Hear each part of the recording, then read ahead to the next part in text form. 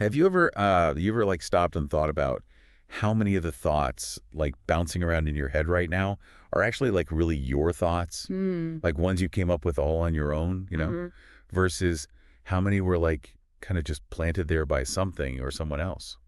That's a really intriguing question, and it's kind of a core question that we're going to be grappling with today. Yeah, it's a bit of a mind bender, isn't it? And it Yeah. can be a little unsettling too when you really start to dig into it. So Right. basically today we're taking a deep dive into critical thinking. Yes, and the material that you brought today, this YouTube transcript from Book Insight, I think it's a really good resource for this. Oh yeah, definitely. I mean, this transcript is packed with insights on like all the ways our thinking can go off the rails and more importantly, how we can actually get better at thinking, like how to think more clearly, make decisions faster, and really just own our thought processes. So for all of you listening out there, think of this deep dive as like your cheat sheet to becoming a sharper thinker without having to wade through tons of material on your own. All right, so the transcript starts off by talking about this thing called the mind trap. Can you break that down for us a little bit? Yeah, so the mind trap, as they call it, it's really about how we get caught in our own assumptions and emotions and even like beliefs that we've picked up from other people without even realizing it. And then we end up making decisions based on these things instead of like pure logic. It's like our brains are constantly playing tricks on us. Right. Exactly. And the transcript uses this cool analogy of your brain being like a courtroom, you know? Oh, yeah. Okay, so picture this. Your biases, those are the prosecution. Your ego, that's your defense attorney. And then you, the listener, you're the judge presiding over this whole internal trial. That's a great way to visualize it. But here's the catch. Are we really qualified to be the judge of our own thoughts? Hmm. I mean, can we really be objective about our own biases and, all that? And the transcript argues that a lot of times we're not. Not at all. No. Yeah, it makes you wonder, doesn't it? It does. And it says here the first sign of weak thinking is the inability to question yourself. So if you're always going around thinking that you're right, well, you never really stop to consider other viewpoints or even the possibility that you might be And wrong. we've all been there, right? Like that time, you were absolutely convinced that so-and-so was lying to you, and then it turned out they were telling the truth the whole time. Or maybe you jumped to conclusions about why a friend didn't text you back, Right. assuming they were ignoring you when really something else was going on. Yeah, or like even simpler things like you have a gut feeling about something and then it turns out to be completely wrong. Oh yeah, all the time. And what's interesting is that it's not just that we're wrong sometimes, it's that our brains actually create these elaborate stories to explain things even when we don't have all the It's facts. like our brains hate uncertainty, so they just make stuff up to fill in the gaps. Exactly. And so the key takeaway here and the transcript really emphasizes this is to start training ourselves to ask, what if I'm wrong? That's so simple, but so powerful, isn't it? It is. Yeah, Hmm. because it forces you to step outside of your own little bubble and actually consider other possibilities. Absolutely. Okay, so we've got this mind trap thing going on, but then the transcript goes on to talk about the lazy brain. What's that all about? Well, basically, the lazy brain concept is that our brains are kind of wired to be lazy. They don't really like to work harder than they have to. They're all about saving energy, huh? Exactly. Thinking, especially deep thinking, it takes a lot of energy. Yeah. So our brains will often take shortcuts, they jump to conclusions, they grab onto the first explanation that seems sort of reasonable, and they just stick with familiar ways of thinking because it's easier than, actually challenging themselves. So basically our brains are like, hey, let's go with the easiest option, even if it might not be the right one. Right. Because why work harder if you don't have to? Right. And the transcript gives a really good example. Imagine you have two people, one who is really articulate and charismatic, but actually a total liar, and another person who might be a genius, but really bad at communicating their ideas. Oh yeah, who are you going to believe? Right. You're much more likely to believe the smooth talker, even though they're full of it. It's packaging over substance. Exactly. And this is where the whole overconfidence thing comes in. And the transcript talks about something called the Dunning-Kruger effect. I've heard of that. Yeah, so it's basically this cognitive bias where people who don't know much about something, they actually tend to overestimate their own abilities. Yeah. Oh, it's like that saying, a little knowledge is a dangerous thing. It is, and the less you know, the less you realize how much you don't know. It's like everyone's a stock market expert when the market's doing well, but then as soon as there's a crash, everyone's clueless. Exactly. Or like during election season, suddenly everyone's a political analyst, right? Yeah, and the transcript makes this funny point that if you think you're totally immune to the Dunning-Kruger effect, That's probably a sign that you're actually falling for it. Right. Like if you think you're above it, then you're probably right in the thick of it. But the good news is there's a way to combat this lazy brain overconfidence combo. Okay, lay it on us. How do we do it? Basically, you have to force your brain to work harder by asking better questions. So instead of just passively absorbing information, try asking yourself, what evidence do I actually have that this is true?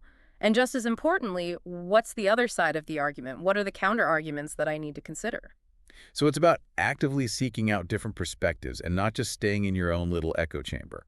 Exactly. And the transcript makes this really interesting point that as humans, we often prioritize certainty over being correct.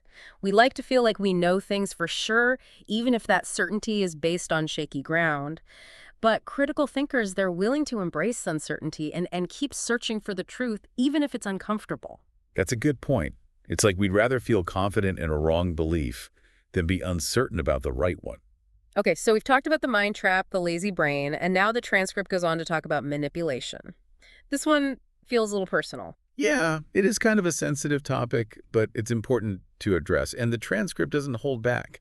It says that most people are actually pretty easily manipulated. I mean, nobody wants to admit that they're easily manipulated, right? No, but the transcript argues that if you think you're not susceptible to manipulation, that actually makes you more vulnerable because you're not even looking for it. It's like you have your guard down, so you're more likely to fall for it. And the transcript gives these really everyday examples of manipulation that we probably all experience. Like you watch a really enticing commercial and suddenly you have this intense craving for a burger, even though you weren't even hungry before. Or you read a catchy headline and you form a strong opinion about something without even bothering to read the actual article. Yeah, or even simpler things like you make eye contact with someone and they smile at you and suddenly you feel like you have a connection with them. And you're like, wow, this person seems really genuine.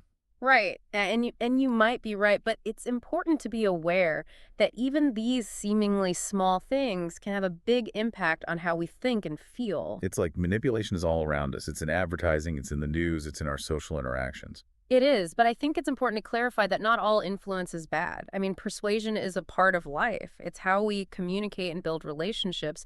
The problem is when we're being manipulated without even realizing it. When someone's trying to use us for their own gain. Ex- Okay, so knowing that our brains are already kind of lazy, how do manipulators actually manage to, well, manipulate us? So the transcript talks about this thing called cognitive ease. Basically, our brains like information that's easy to process, things that feel familiar, and things that trigger an emotional response.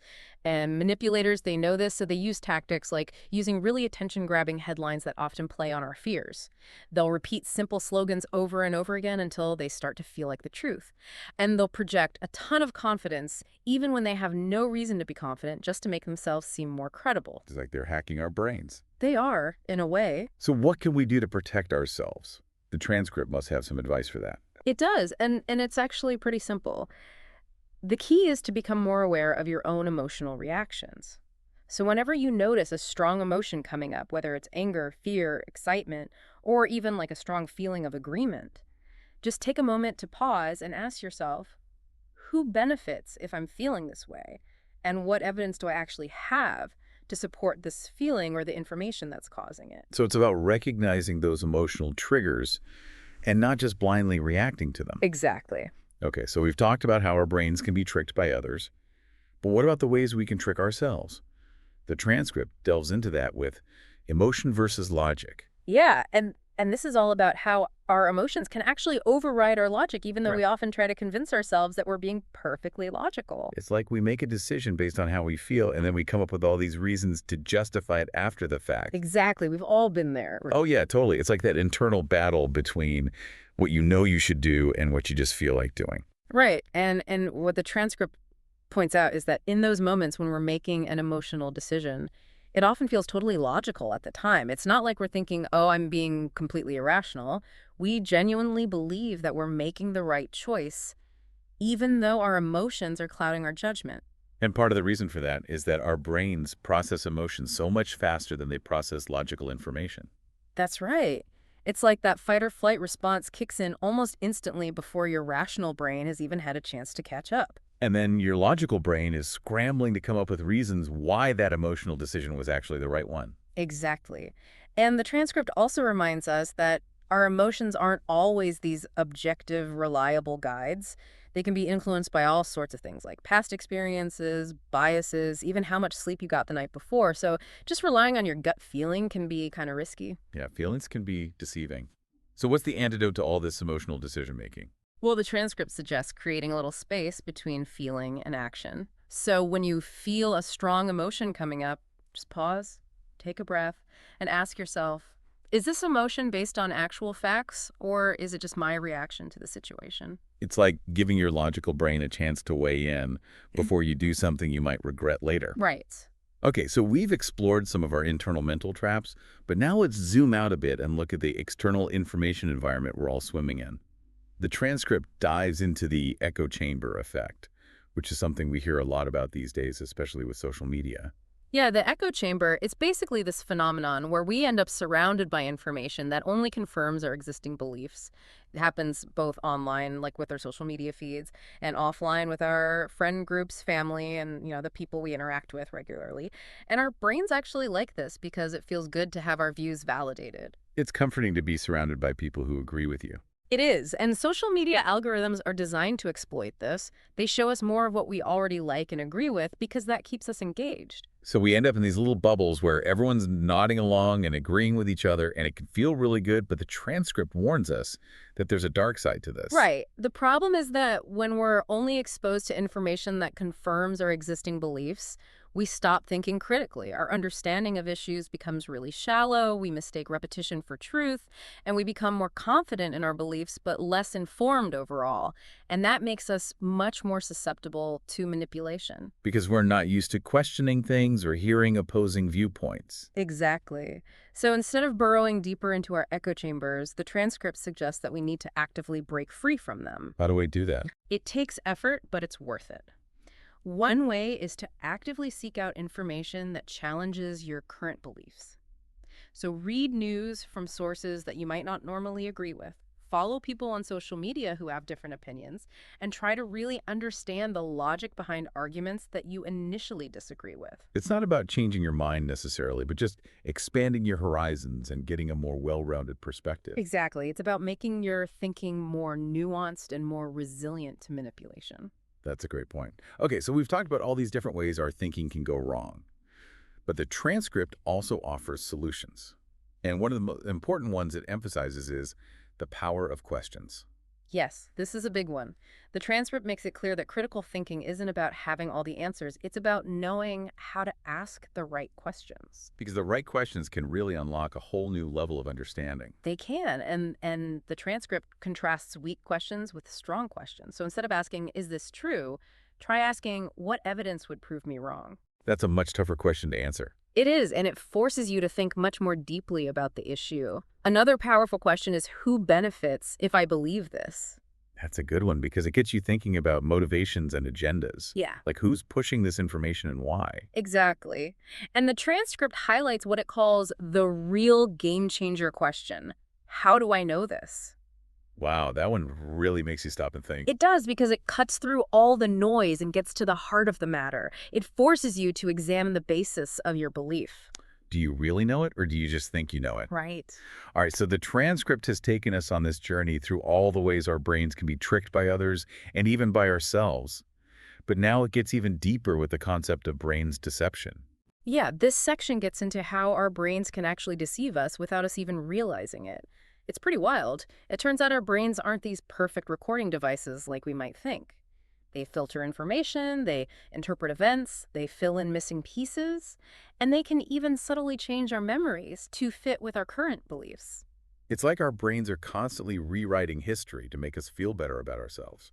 In a way, yes. And one of the main ways our brains do this is through confirmation bias, which we've touched on before. Right, confirmation bias. It's that pesky tendency to seek out information that confirms what we already believe and ignore anything that contradicts it. Exactly. And this creates these self-reinforcing echo chambers in our own minds, which can be really dangerous. Because we become more and more convinced of our own rightness, even if we're totally wrong. Exactly. And what's even more unsettling is the transcript's point, that being really intelligent doesn't necessarily protect you from this kind of self-deception. It's true. In some ways, being really smart might actually make it easier to rationalize your biases and come up with clever ways to defend your beliefs even when they're wrong. So intelligence can actually work against you in this case. It can if you're not careful. The key is to cultivate intellectual humility. Always assume that there's information you're missing or perspectives you haven't considered. Be open to the possibility that you might be wrong. Exactly. Challenge your own assumptions and seek out criticism from others. That's how you avoid falling into these mental traps. That's a good point. All right, so the transcript has challenged the idea that we're always in control of our own thoughts. But then it takes it even further with this concept of the illusion of free thinking. Yeah, this section is all about questioning where our beliefs and values actually come from. It suggests that a lot of what we think of as our own unique independent thoughts are actually just things that we've absorbed from our environment. Like from our parents, our culture, the media, all of that. Exactly. It's kind of a mind-blowing idea, isn't it? It is, and the transcript uses this thought experiment. Imagine you were raised in a completely different culture with different values and traditions. How different would your beliefs be today? Probably very different. Yeah, it really makes you realize how much of our thinking is shaped by the world around us. It does. And the transcript also points out that societies often benefit from having people who are more passive in their thinking. Because they're easier to control. Right. People who don't question authority or challenge the status quo. So breaking free from this illusion of free thinking, it's not just about individual growth, it's also about challenging societal norms. That's a good point. Okay, so how do we start to break free from this illusion? The transcript says that the first step is to really examine the origins of your own beliefs. Ask yourself why you believe what you believe. Is it based on your own critical thinking and research, or is it just what you've always been told, or what's popular in your social circle? It's about deconstructing your own mental programming. Exactly. And it's not easy, but it's the foundation of true independent thinking. And it can be especially hard when our emotions get involved. The transcript brings this up again with the trap of emotional decisions. Yeah, we talked about this a bit before, but this section really focuses on the regret that we often feel after making decisions in the heat of the moment when our emotions are running high. Whether it's sending an angry email, making an impulsive purchase, or breaking up with someone in a fit of rage, we've all been there. We have, and the transcript reminds us that even though those decisions might feel logical at the time, they're usually driven by emotions, not by clear-headed thinking. Our emotions want instant gratification. They don't care about the long-term consequences. That's right. So the key takeaway here is to pause before making any big decisions, especially when you're feeling strong emotions. Let things settle down a bit and then ask yourself, if I were totally calm, would I still make this choice? It's like giving yourself a cooling off period before you do something you might regret. Okay, so we've seen how our emotions can lead us astray. But the transcript also talks about the dangers of the cost of passive thinking. What's that all about? This section is about how a lot of people mistake simply reacting to information for actual thinking. They passively consume news, they accept opinions without questioning them, and they essentially let the world shape their thoughts for them without really engaging their own minds. It's like they're on autopilot. They are, and the scary part is that this passive thinking is actually encouraged by a lot of the systems around us. Like advertising, politics, social media, all that. Right, because people who don't think critically are easier to influence and control. They're more likely to buy things they don't need, vote for candidates who don't represent their interests, and believe things that aren't true. Exactly. So the real cost of passive thinking is that you lose control of your own mind and your own choices. And the solution, as always, is to start thinking critically, questioning everything, and forming your own opinions based on evidence and logic. Exactly. Take back control of your own thinking. That's powerful stuff. Now, the transcript talks about how our brains rely on mental shortcuts, something they call heuristics. It seems like this is both a helpful and potentially harmful thing. It is. Our brains love shortcuts. They help us make quick decisions and save mental energy. But these shortcuts can also lead us to make snap judgments, rely on stereotypes, and make decisions based on gut feelings or surface-level impressions rather than actually thinking things through. So it's like our brains are saying, hey, let's just go with the easiest option, even if it's not the most accurate. Right. Like, we might assume someone is an expert just because they speak confidently, or we might believe something just because it comes from an authority figure. But those are shortcuts that can lead us astray. So how do we break free from this over-reliance on mental shortcuts? It takes conscious effort. We have to start questioning our automatic reactions and challenge our first impressions. Instead of going with our gut, we have to force ourselves to slow down, analyze the situation, and look for evidence. It's about choosing the harder path, the path of critical thinking. It is, and it's worth it because it leads to better decisions and a more accurate understanding of the world. Okay, so these mental shortcuts can sometimes lead us to believe things that aren't true. And the transcript goes even deeper into this with a section called The Brain's Lies. This section is all about how our brains can actually distort reality to protect our egos and maintain a sense of comfort and consistency. We've talked about confirmation bias, but there's also this tendency to filter out information that we don't like or that challenges our beliefs. So it's not just that we seek out information that confirms what we already believe. It's that we also actively avoid information that contradicts it. Right, and our brains can even go back and rewrite our memories to fit with our current worldview. So we might remember things differently than they actually happen. We do all the time, and the crazy part is that sometimes the more intelligent you are, the better you are at justifying these brain lies. Because you have the mental horsepower to come up with really convincing arguments, even if they're based on false information. Exactly. So the key here is to constantly question yourself, be willing to be wrong, and actively seek out information that challenges your beliefs. Don't let your brain get too comfortable with its own version of reality. It's about embracing discomfort and uncertainty. Right. All right, so we've talked about manipulation before, but the transcript revisits it in a later section, emphasizing just how much we're bombarded with attempts to influence our thoughts and behavior from all directions. It's a constant barrage. Advertisers want us to buy their products, politicians want our votes, and the media wants to keep us engaged, often at the expense of accuracy or objectivity. And the transcript points out how social media algorithms are designed to keep us hooked by feeding us content that triggers strong emotional reaction. Right. It's all about engagement, and the more emotional we are, the more likely we are to click, share, and comment. And news outlets often play into this too by focusing on sensationalized stories that evoke fear, outrage, and division. Because those kinds of stories get more attention. So what's the best defense against all this manipulation? The transcript says it's all about awareness. When you understand how manipulation works, you're less likely to fall for it. So pay attention to your emotions. When you're feeling a strong reaction, ask yourself, why am I feeling this way? And who benefits from me feeling this way? It's about taking a step back and analyzing the situation before you react. Exactly. So we've covered a lot of ground today, from the inner workings of our brains to the external forces that try to influence us. But the transcript ultimately brings it all back to one core idea: the hidden power of asking better questions. This is really the key to critical thinking. It's about moving beyond a passive consumption of information and actively engaging with it. It's about interrogating the world around you and the world inside your own head. Exactly. And the transcript reminds us that some of the greatest thinkers in history, they were united by their insatiable curiosity and their willingness to question everything. They weren't afraid to ask, why is this the way it is? Yeah. Who benefits from this? What if we're wrong? And those questions can be really powerful. They can expose hidden truths, challenge assumptions, and spark innovation. The transcript calls these questions weapons, and I think that's a great analogy. It is. They're weapons against ignorance, against manipulation, against lazy thinking. But asking tough questions, it can be scary sometimes, Sarah. It can be, because it means challenging authority, admitting you might be wrong, and stepping outside of your comfort zone. But the transcript encourages us to embrace that discomfort, to make questioning a habit. So the takeaway for our listeners is this: your mind is powerful, but it's also vulnerable to all sorts of traps and biases and manipulation. Right.